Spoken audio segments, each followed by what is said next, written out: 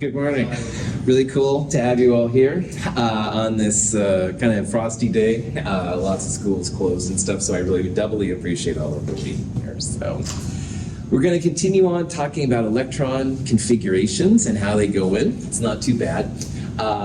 Friday, we're going to have a day of lasts. Good to have you here, Alexis. We're going to have a day of last. We're going to have the last problem set, the last quiz, and even the last lab, the hydrogen spectrum lab, is a lab you'll turn in at the end of class. So I want you to be done with it so you can focus on other things and stuff like that. Please make sure you bring a printed copy of the lab so you can turn it in. Bring your calculator, definitely, you'll need that. Should be pretty chill. Any questions, that kind of stuff. So just going a little bit farther, then next Monday we have lecture, Wednesday we have lecture. Cool. So next week there are no lectures at all. Yeah, so for finals week, that's a good question, Patrick. No lectures during finals week. Next week, what will happen is Monday morning, really early, you'll get an email link from me, and it's for the lab final. And this is something you should print, fill out. And then Wednesday of finals week in this room at 8:45, we'll take the lecture final, and you'll turn in the lab final and the final exam prep worksheet at that time. And then so by Wednesday, 11 o'clock, done. Cool. We're getting down there, gang. Yeah. What is the lecture final? Cool. So the lecture final is a series of mostly multiple choice questions over the lecture material we've seen. So the lecture final, I think, has 32 questions from chapters 1 through chapter 6. The lab final is going to address the things from the labs we've done. So you can use your old labs, definitely. Try not to talk to each other about these things and stuff, but it should be, I'm hoping, pretty chill. Yeah. Other questions like that? These are good questions. So, yeah. Is that, so lecture final, lab final, is there a final or is that it? Yeah, so no, those, you have two finals. That's a good question too. The lecture final is the final for this part, and the lab final then is the final for the labs, if you will. That's it. Nothing on the 16th. So let's see, the 16th. Is that Friday? Is next Friday? No, there's nothing on the 16th, that's right. So you'll be done by Wednesday, the 14th, like I said, around 11 a.m. or so. Okay, now I'm... The expression on Patrick's face was priceless. Other questions on finals, this week stuff? We're getting down. Will it be normal hours then? What do you mean? Until 11. Does the class extend past 10? Yeah, so the lecture final will be in this room from 8:45, and you have officially until 10:45 to finish it. So it's like a 2-hour thing like the other exams and stuff. So What if you have a class? all the classes are supposed to be at different times, but if you run into something like that, and it totally happens, Madeline, talk to me, and I have some options for you. So yeah. So if you do have another class, let me know. We'll figure it out. So officially, each class is supposed to be its own time for finals, but it does change. So just let me know. Other questions? Right on. All right. Hutton's rule. So on Friday, we started thinking about how to assign electrons. And using these crazy set of quantum numbers, we saw that 1s is always filled up first, followed by 2s, 2p. After that is 3s, 3p, 4s, the n plus l rule, jazz. You can use an off-bow diagram, which I'll talk about later, stuff like that. So what this means is that 1s is always the lowest in energy, and they get filled in first. So you can imagine that under the 1s here is the positive nucleus. So these are going to be very tight to the positive nucleus. 2s is next. Now then we got to 2p2. Now, electrons, you can have 2 electrons per orbital. Each of those little boxes is an orbital. But instead of putting these 2 electrons together, Hund's rule states that you put each electron in its own orbital first and only start to pair up if there's no more room. So in this case, then, you would have 2 unpaired electrons instead of 2 electrons in the same orbital, which would be a different kind of magnetism. Paramagnetic means that you have at least 1 unpaired electron, and carbon has 2 unpaired electrons. If we didn't follow Hund's rule, you could put these both together. You'd have an up and a down, and it would be diamagnetic. Paramagnetic things are attracted to magnetic fields, which makes them a little bit more reactive. Diamagnetic things aren't interested in magnetic fields, making them a little less reactive. So we saw on Friday how hydrogen was 1s1, helium with 2 electrons, 1s2, lithium with 3 electrons was 2s1, boron 2s2, or excuse me, beryllium, and then boron was 2p1, and now we're at carbon with 2p2. Any questions on that, Jens? Sweet. So continuing along, nitrogen is number 7 on the periodic table. Now the atomic number officially is number of protons, but we're dealing with the electrons. So that means that neutral nitrogen would have 7 electrons. And just like before, start with the 1s. So 1s2, 2s2, 2p3. And notice how the superscripts there, which represent the number of electrons, if you add them all together, you get to 7, all right? So if I gave you some long electron configuration and I said, what element is it? You could literally just add up those superscripts and then figure out what it is from the periodic table. Nitrogen has 3 unpaired electrons. Again, by Hund's rule, 1 electron per orbital until you can't do it anymore. So again, you wouldn't have like 2 paired and 1 undone. They would all 3 be unpaired electrons. Cool. Yeah. I'm sorry. I don't know if I'm following that well, but and if it takes too long to explain this, we can totally move on. But where do you get the 1s2, 2s2? Cool. The 2 refers to the number of electrons, Patrick. That's a good question, man. So this up arrow and that down arrow each represent an electron. So the 2 right there, we can see in the orbital box notation is 2 arrows, like 1 up and 1 down. And so 2s2 would have 1 up and 1 down. 2p3, the 3 electrons right there. That's what it refers to. Yeah. This way, Patrick, is really cool for seeing if something is paramagnetic or diamagnetic. It's hard to tell initially anyway if 2p3 what that means, but when you draw out the orbitals, then you've got 3 unpaired electrons, and this is definitely going to be paramagnetic. So you're seeing different ways to represent electron configurations. We'll use this one most of the time, but sometimes for the magnetism, it's nice to draw them out as individual orbitals. Cool. Oxygen. Need oxygen. 8 electrons total because it's number 8 on the periodic table. So you can see now how instead of 2p3 on nitrogen, now we've got 2p4, like 1 more electron.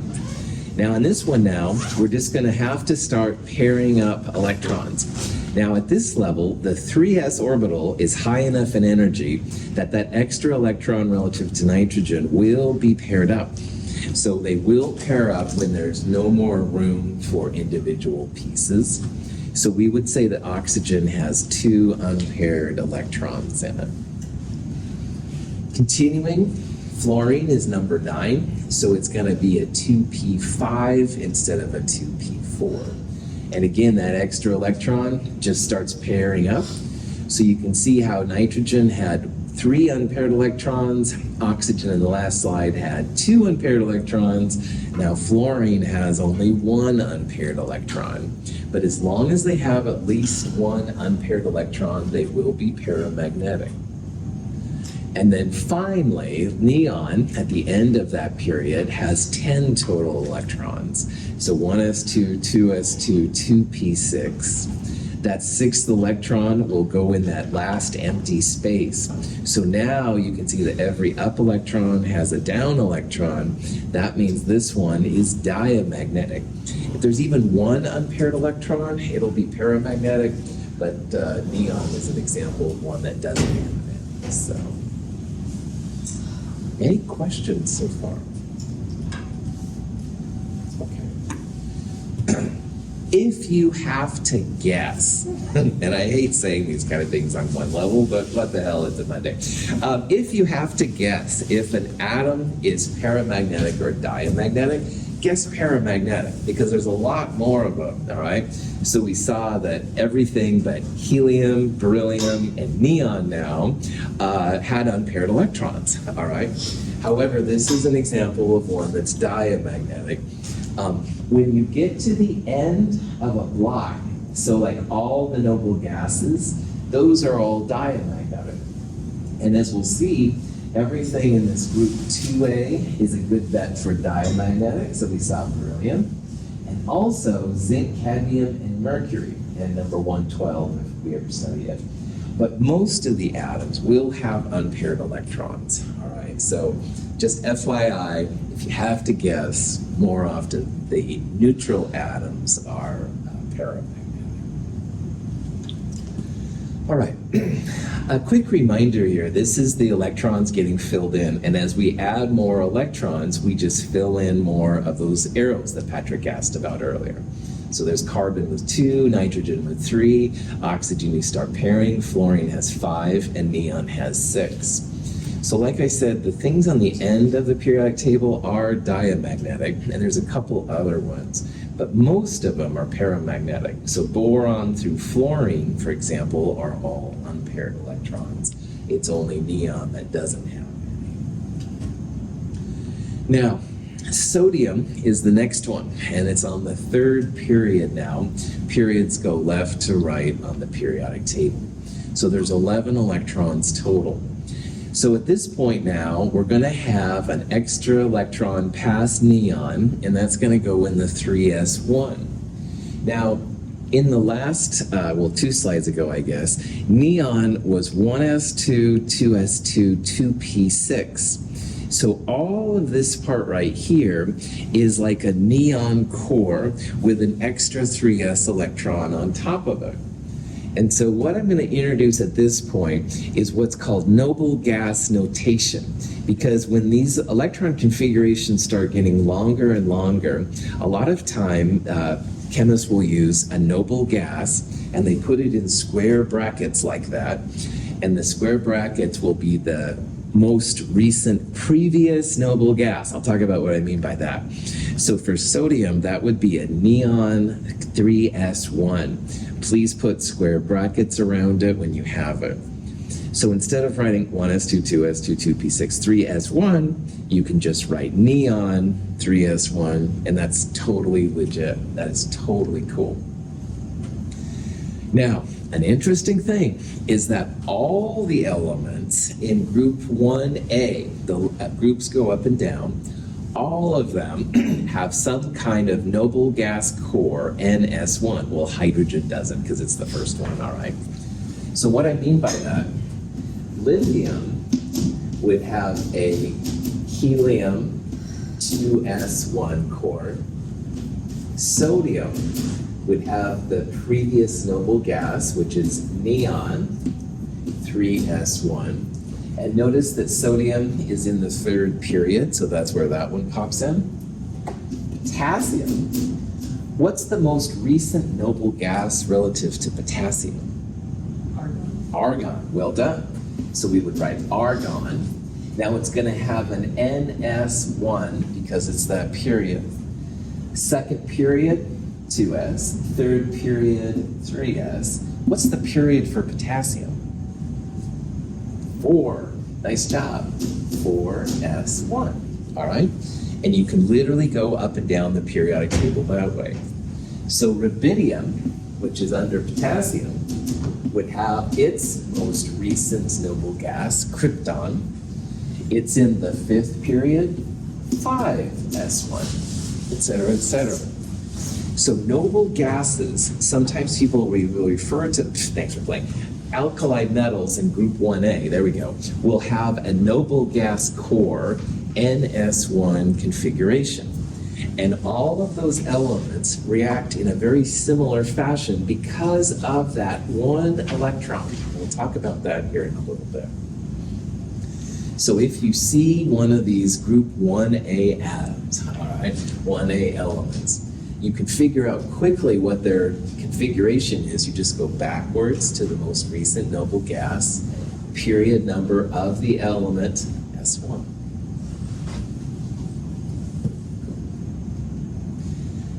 Aluminum is group 3A, all right? I skipped over magnesium because it's getting kind of tedious, but aluminum, on the other hand, is number 13.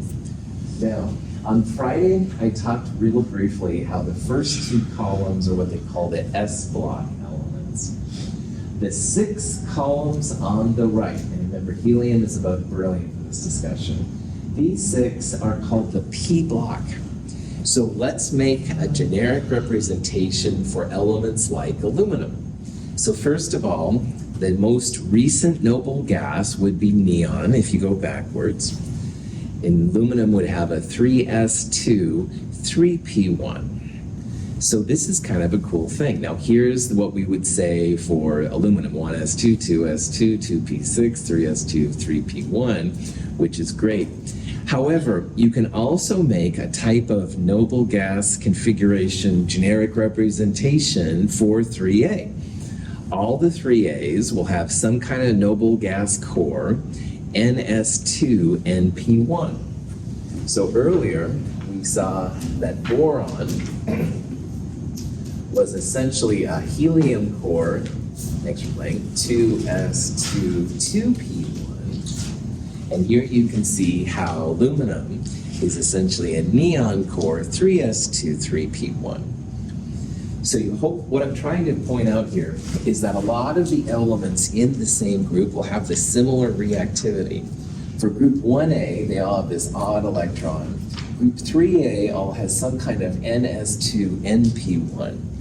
Now, some of the later ones we'll see have the Ds, and I'll talk about that in a second. But the exciting part for chemists are these outer electrons. Those are the reactive ones. So when aluminum makes bauxite or something like that, aluminum is positive 3, and it's going to lose these electrons. So these are very reactive. Phosphorus in group 5A has 1s2, 2s2, 2p6, 3s2, 3p3. Oh, too much air. Neon core, 3s2, 3p3 is a nicer way to represent it. So you just use the noble gas notation.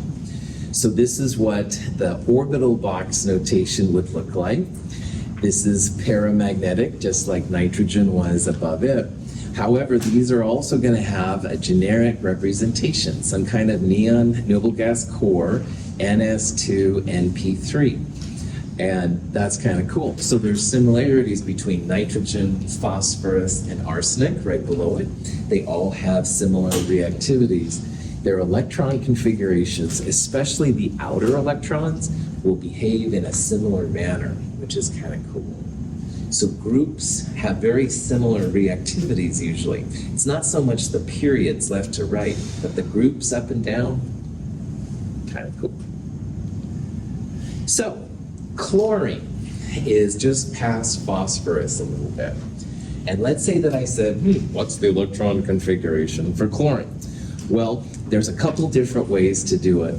But at the basic level, how many electrons does chlorine have? 17. And all you need to do is look at number 17 right there, and that's chlorine. So it's going to have 17 electrons. So one way to do this problem is you could add up all of the superscripts. So for example, 2 plus 2 plus 6 is 10, plus 2 plus 5, this is 17, all right? And that would be one way to do it.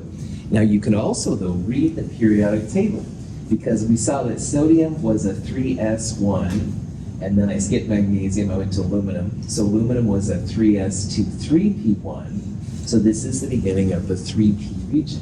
So 3p1 for aluminum, 3p2, 3p3 for phosphorus, 4, 5, 3p5. So those are both ways to do electron configurations, all right? You can literally like read the periodic table, and that's where I'm kind of trying to gently shepherd all of you and stuff, but any questions on that?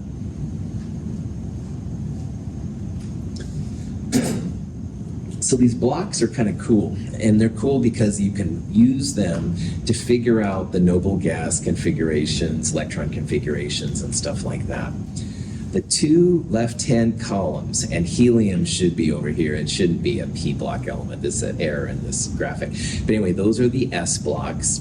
And then these 6 columns, and again, not helium, that's wrong, but those 6 would be p block elements. And we're going to see that the middle ones here, those are D block, and the 2 at the bottom are F block. And if you know how this works, you can then go through and figure out their electron configurations pretty readily. The period numbers are usually listed on the left side of the periodic table, and they go left to right. So period 1 is hydrogen and helium, period 2 is lithium through neon, et cetera, et cetera. And if you know those period numbers, you'll be able to make mincemeat of these problems because they will help you to figure out how many electrons there are, stuff like that. So the transition metals, all right, start with scandium, number 21, and they go over to zinc, and basically all the elements down from there, more or less, as we're going to see. The transition metals, you can read the periodic table too, but the D elements are actually n-1. And so what that means, potassium begins the 4th period. So potassium is a 4s1, calcium is a 4s2. But when you get to scandium, it's this number -1. So scandium begins the 3D block, yttrium begins the 4D block, these are 5Ds, et cetera, et cetera. So just realize there's an n-1 part in there, and I'll show you some examples of how that works out. Potassium, 19 electrons, 1s2, 2s2, 2p6, 3s2, 3p6, 4s1, but everything before the 4s is the argon configuration. So it's a lot easier, obviously, to write just argon 4s1. Now calcium, which is right next door, has 1 more electron, so it would be argon 4s2. Scandium is where the exciting part, put it in quotes, no, prop that back on. The exciting part comes because this is our first exposure to a D orbital. Now, the 3 Ds are filled in after the 4s. So that's why scandium is in the 4th period, but it's 4 - 1, 3. All right, and all of the Ds are that way. So scandium has 1 of these D electrons. It's 3D1. All right, it's just 1 less than you might expect. It's not 4D, it's 3D. Titanium is a 3D2. It has 1 more electron than scandium. Vanadium, goddess of beauty, 3D3.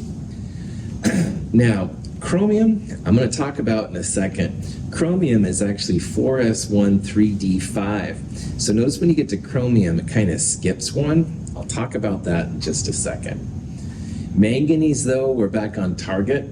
We think this would be 4s2, 3d4, and this would be 4s2, 3d5. And manganese is a player. Chromium is kind of fascist. Copper is another one that's weird. So instead of being 4s2, 3d9, for whatever reason, copper is 4s1, 3d10. Now what we're seeing here are breaks in the n+L rule. And when we draw a diagram for an Aufbau diagram, you start with 1s, 2s, 3s, 4s, 5s, etc. Skip 1, 2p, 3p, 4p, 5p, skip 1, 3d, 4d, 5d, skip 1, 4f. And Aufbau diagrams are based on n+L rule. So if you draw these funky arrows through it, you can see that 4s is in an earlier arrow than 3D. So we would expect that 4s would be filled in first, and then 3D after that, and 4p. Chromium and copper refuse to obey our laws. Imagine that. So what we're seeing in chromium and copper is a breakdown of the N plus L rule. Now, I can, as your instructor, get all up and say, oh, this is all well known and stuff like that. But science hasn't figured it out here, all right? No one's quite clear why chromium and copper don't follow the N plus L rule. People will argue that, oh yes, it's a little better to have a single unpaired electron because it takes a little energy to pair them up. I'm not buying it, I'll be honest. So I'm just letting you know that there are exceptions on the for the N plus L rule when it comes to electron configurations. There's several of them. Platinum, rhodium is another one and stuff. They're all over the place. So because there are exceptions, if you get your PhD from Caltech, you should probably know that copper is 4s13d10. But here in Chem 221, I would be very, very happy if you just knew how to fill electrons in using N plus L rule, okay? There are exceptions out there. This rule is not a very good rule, all right? It works more often than it doesn't, but it's not too cool. There's an alternative N plus L rule. It's called the Russell-Saunders coupling scheme. Not me, Russell, darn it! But anyway, the Russell-Saunders works pretty well for the heavy elements, but it kind of is lame when it comes to carbon and hydrogen, and those are the ones that chemists use the most. So N plus L is the best thing we have so far. Maybe one day we'll have the Clifford rule, and we'll be able to talk about how this works out and stuff. But until this all gets figured out, we got to go with what we've got. So, summarize. You will see, starting with chromium, some exceptions to how electrons get filled in. All right.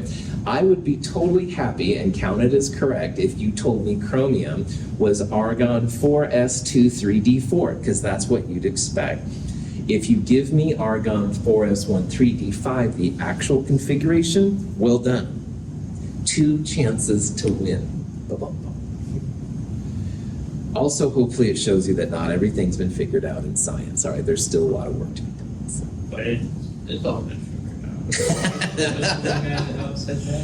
That Lord Kelvin got up on and was kind of arrogant about everything's been figured out, but I don't want to be like Lord Kelvin.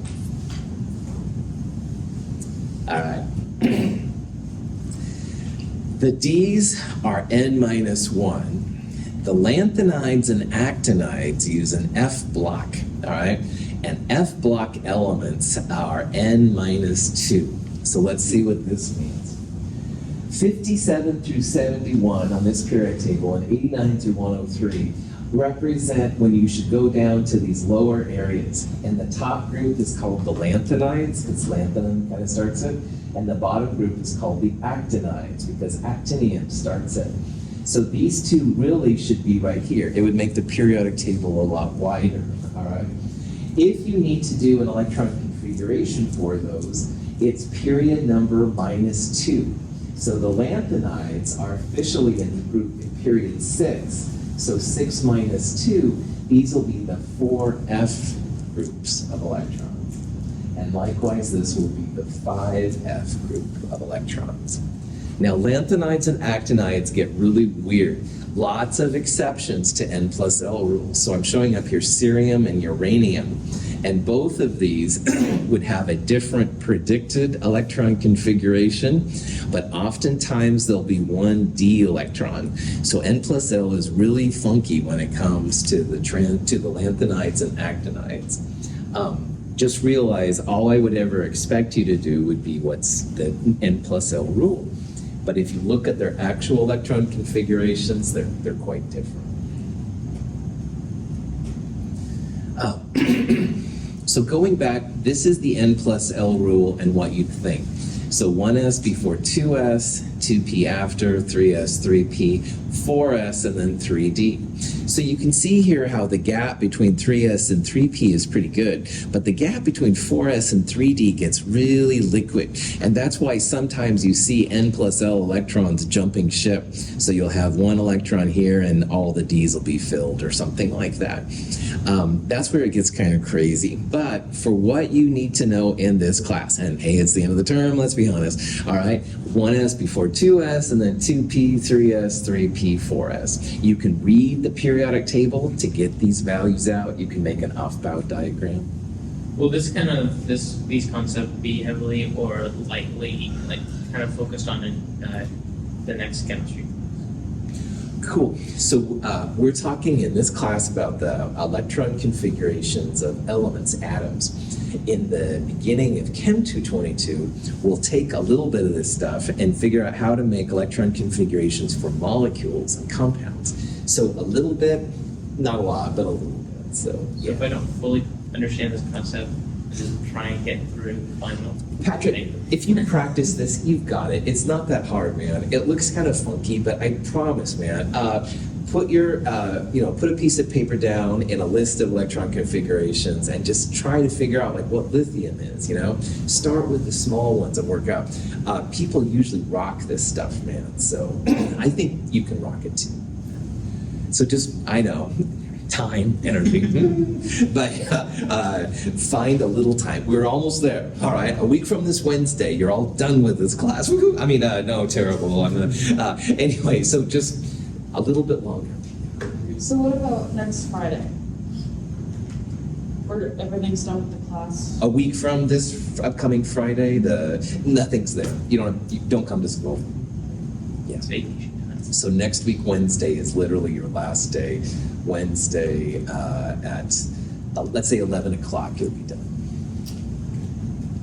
Other questions? All right, here's some examples of electron configurations of transition metals. So transition metals for the first group anyway, you would have an argon core.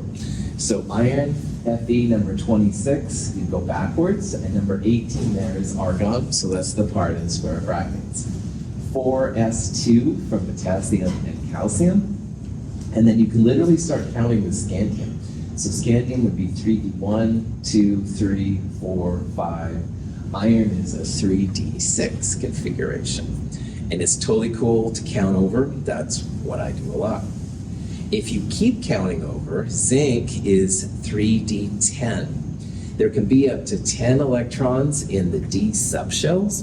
So this would be argon, 4s2, 3d10. Technetium right below it, number 43 right there. To figure it out, you would go backwards. Number 36, krypton, would be the base. This is 5s2.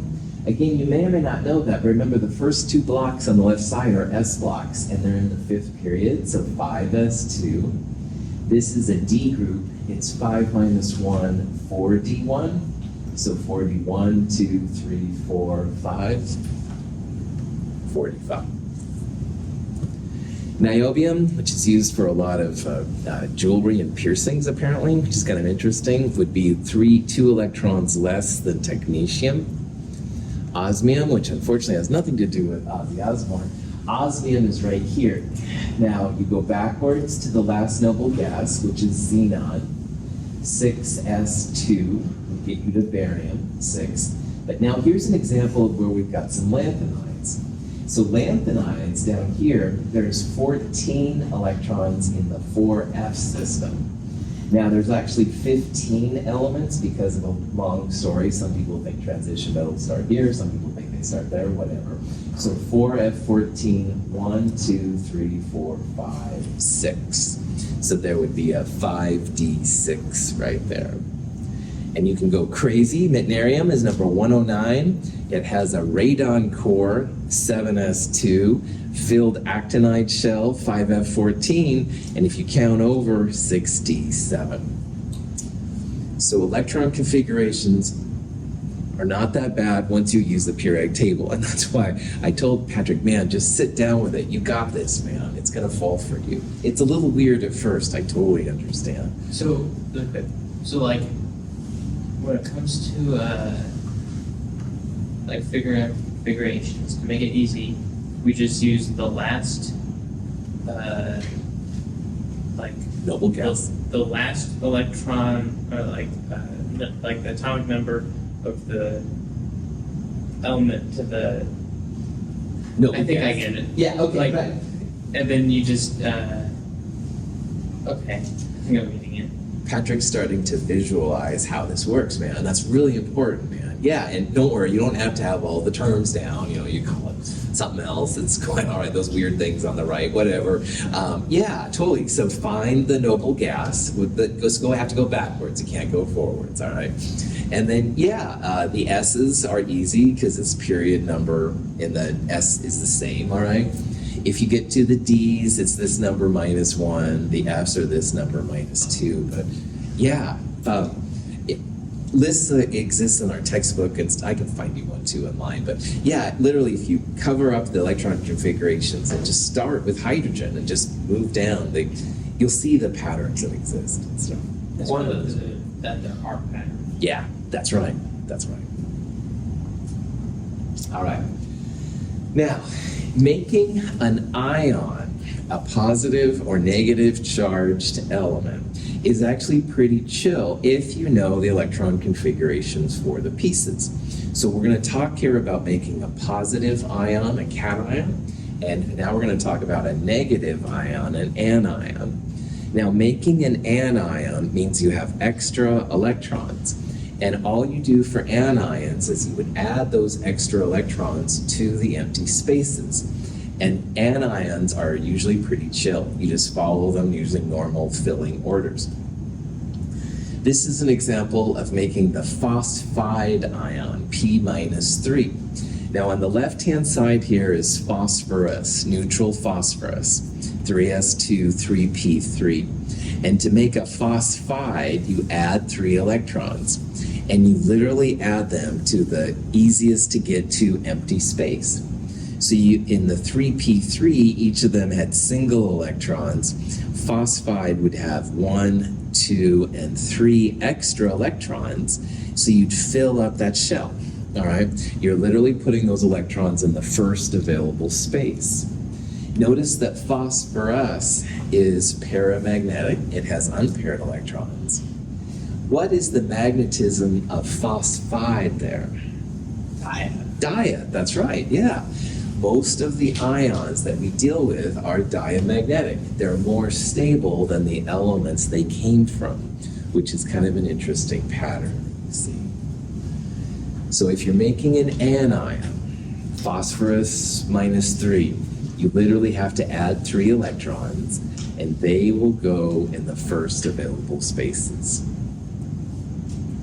Now, cations, making a positive ion, usually its last electrons in are the first electrons out. But technically, and this will be important here in a little bit, highest N first, and if there's a tie, highest N plus L. Now, when we built phosphorus up, we had a neon core 3s2, 3p3. And if you wanted to make a phosphorus 3+ ion, that means you'd have to take away 3 electrons. Well, here we have 3s and 3p. N, the highest N is 3. So in a tie like this, you would take them from highest N plus L. And what that means, last one's in, first one's out. So 3p3 were the last ones in. They will go away when you make the phosphorus 3+ ion. So highest N, 1, 2, and 3 are your possible N numbers, all right? So highest N means we're going to take those electrons away from here. But we're not sure initially if it's 3s or 3p. So highest N plus L means the last ones in are the first ones out. So 3p electrons come out, phosphorus 3 plus would have just a 3s2 core. 1s2, 2s2, 2p6 can be an electron representation for which of these ions or elements? Good. I see some of you looking at the periodic table right away. 2 plus 2 plus 6, 10 electrons. What element would that be? If it was a neutral element. Neon. Right. Number 10 on the periodic table has 6 plus 2 plus 2, 10 electrons. So one answer is definitely going to be neon. However, sodium metal is neon 3s1. So if we wanted to make sodium plus, where is that electron going to come from, do you think?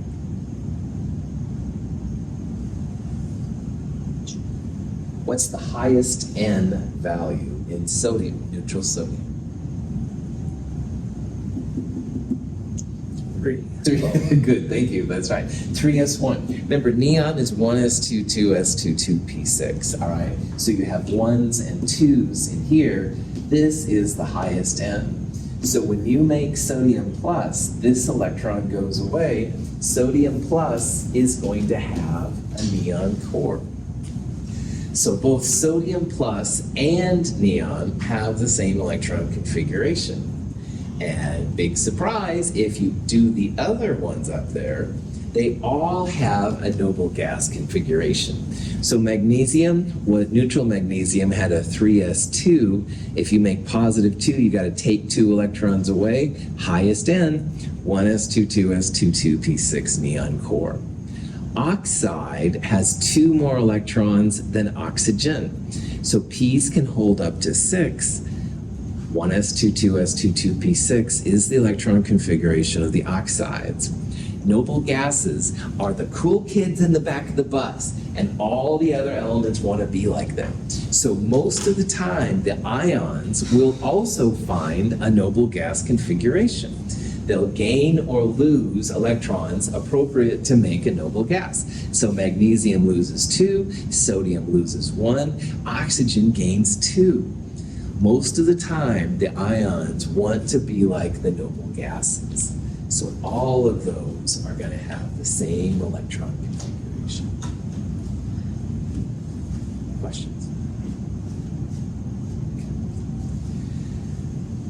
For transition metals, making a positive ion is really important. And remember what the rule is. Take away highest N first, and then N minus 1 after that. And there's some strange things that happen here that are definitely worth talking about. Now, iron had an argon 4s2 3d6 electron configuration. Both iron plus 2 and iron plus 3 are pretty common for iron. Now, highest N means 4, N equals 4 is higher than N equals 3 of 3d. So when it comes to the transition metals, the highest N is the S4s here. So the 4s electrons come out before any of the 3d. That's one thing that makes transition metals different. The last ones in, the 3ds, are not the first ones out. The first ones out are always going to be the NS2 electrons before it. So when you make iron plus 2, it's not a 3d4. The 4s's are out of here. You've still got your 3d6. Now after that, you make iron plus 3 or plus 4, plus 5, whatever. Then you start whittling away at the 3ds. So to go from 2 to 3, we lost 1 more electron, 3d5. So transition metals are kind of a trip. You always lose the 4s's first and the 3d's after that. You will find online iron represented as argon 3d6 4s2. And they do that because they know they're going to make an ion of iron. Those 4s's will be the first ones out. Any questions? The magnetism of the ions is super important to chemists as well. Now, zinc plus 2, which is super common, it's one of the stairs elements. The +2 means that the 4s electrons are out of here. So zinc +2 is a 3d10 configuration, and it's diamagnetic. Not interested in magnetic fields at all. If you figure out some other ones, though, for example, like iron +2. Iron +2 was a 3d6. Well, you'd have 1, 2, 3, 4, 5 electrons by themselves, and the sixth one would be right there. Iron +2 has 4 unpaired electrons, and more or less the number of unpaired electrons determines how interested it is in magnetic fields. In the transition metals, you can get to some atoms with 5 unpaired electrons. Manganese +2 is very paramagnetic. It has 5 single electrons. It's more interested in magnetic fields than iron +2, stuff like that. So, cool. So, questions like this will sometimes pop in. And it says, what ion corresponds to the following electron configuration? Now, first of all, remember that if you see ion, that means positive or negative. It's not neutral, all right? So we've got something with a charge. Now, this has a 3D 2, 4, 5, 6, 7. So a 3D7 configuration. So we're looking for something that essentially here has an argon core 3D7. Now, calcium doesn't have enough electrons to get even close to this. Calcium has a total of 20 when it's neutral and no 3D electrons, so calcium's out. Also, rhodium, which is kind of a cool metal, but rhodium's number 45. Rhodium has a 4D electron configuration. So rhodium doesn't have 3Ds, it would have a whole different kind of thing. So rhodium is out. So what that means, it's going to be iron, cobalt, or nickel. Now we saw the iron +3 earlier. It didn't have, it's only a 3D5. Cobalt, nickel, what I would do here is I would look at their electrons. We have a total of 7 D electrons. So scantium 1, 2, 3 vanadium, 4, 5 manganese, 6, 7, 8. Cobalt has a 3D7. And if you take away 2 electrons, cobalt +2 would be a good choice here. So here's the electron configuration for neutral cobalt. It's argon 4s2 3D7. First electrons to come out are from the highest end, so the 4s's are out of here. 3D7 is what's left. Nickel +2 would have a 3D8 because it's 1 to the right, all right? Rhodium would have 4Ds, that doesn't count. Iron is a 3D5. This is kind of a cool thing to know because when it comes to metals, it's nice to know how many unpaired electrons there are. This crazy thing has 3 unpaired electrons. Any questions? Believe it or not, this slide and the next one, which I'm going to show real fast, are the last slides that you need to learn for this crazy class. And I know you're like, oh God. But anyway, these last ones are called periodic trends. And when you look at the periodic table and you know how electrons get placed in, there are some trends that are really, really helpful. And let me draw up here what I'd like you to know. So here's the periodic table. You can tell my handwriting's really fancy. Hydrogen, helium, francium down here, radon down there. All right, and I'm going to draw 2 of them. When it comes to sizes, all right, atoms, ions, whatever, all right, sizes increase as you go left and down. So let's say you wanted to know if sodium or potassium was bigger. Potassium is more left and down definitely than sodium. So you would say that sodium, or potassium was bigger, sodium was smaller. Now, there's also something called ionization energy and electron affinity. And briefly on Wednesday, I'm going to go over this. They have the opposite trend. So they increase up and to the right, while sizes increase left and down. So ionization energy and electron affinity right now are probably blah, blah, blah, blah, and I understand. Let's say we're talking about potassium and sodium again. Well, sodium is higher than potassium. Sodium has a bigger ionization energy and a bigger electron affinity. And if you dig that part right there, you've got this last section down. Now, Wednesday, I'm going to talk more about all this real briefly before we start reviewing for finals and stuff like that. But if you understand these little pictures right here and how they work, good to go. The end is in sight. Questions? A lot. I'm totally fair comment, man. All right, really proud of you. We're going to do more of this on Wednesday. Have a good day. Stay warm. Have a good day.